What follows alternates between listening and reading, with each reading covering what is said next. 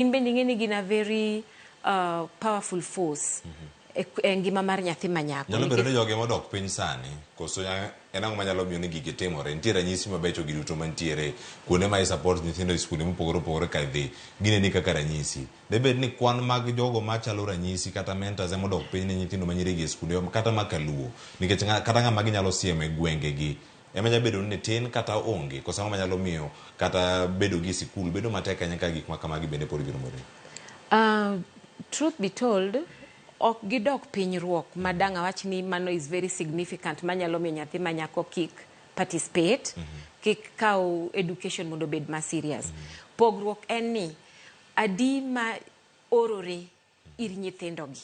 Nikech ing'e ni nyathi ok bibiro iri ni aneni, but ine makoro kiseng'eyo ber mar somo tiwuok tidhi ir nyathi.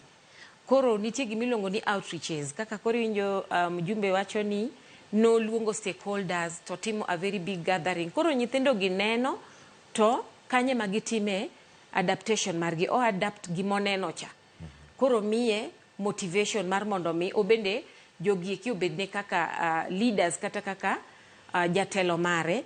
Koro owuotho kong'iyo ni kachacha ema adwa ni mondo abed kaka ng'ane, adwa na bed kaka japuonjni, adwa na bed kaka MP mama ni tingini mago gik manyalo mana yudo ka already isedhi e school. Koro motivation ni ema na feel ni chando nyathi manyako ma if we can do a lot of capacity building ni nyathi manyako to some of these things wabo yudo ka wagore kodgi. Ma nyathi manyako oduogo mo embrace somo